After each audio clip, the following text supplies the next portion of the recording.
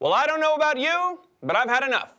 Over the weekend, Ivanka Trump got busted in pictures as her father's stand-in at the G20, sitting next to the leaders of China and the United Kingdom. Now, seeing as how it wasn't Bring Your Child to Work Day, it's not unlike dear leader Trump to be doing something else other than what he's supposed to be doing, being president. But far worse than that are the ongoing abuses and corruption of this president to turn this presidency into some kind of personal profiting scheme for the family business.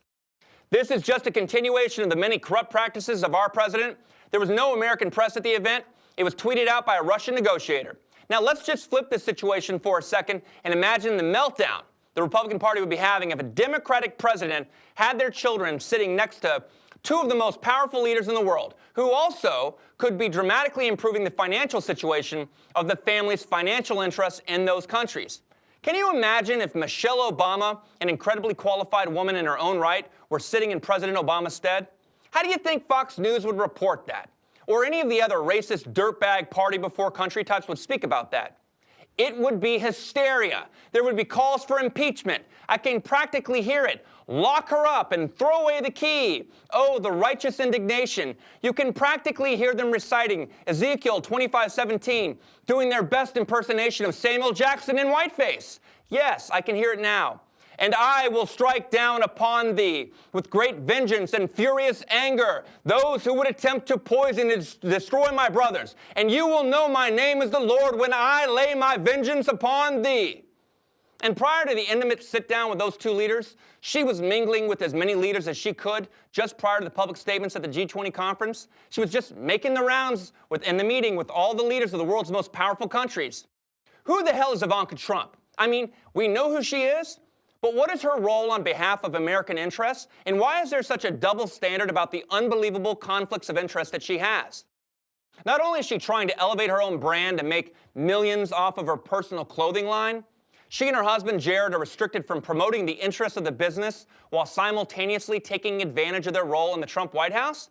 Any sort of promotion of their financial interests would be a violation of the law, with the punishment being jail time.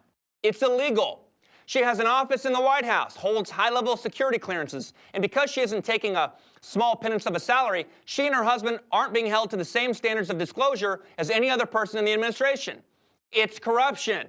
Who could doubt that they're trading out interests of our country in return for acts that personally enrich them? Is there any doubt in your mind?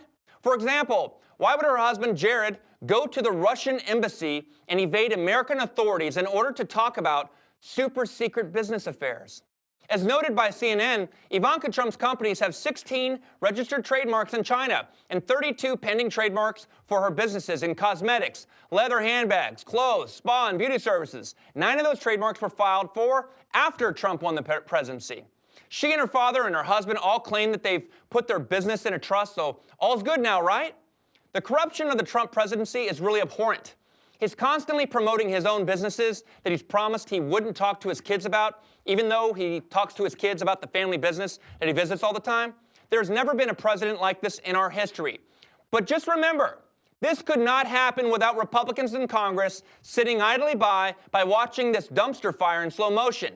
Day by day, they've willfully ignored the law, set double standards at every turn, and made themselves complicit as he shreds the Constitution and the laws by which our Constitution were founded.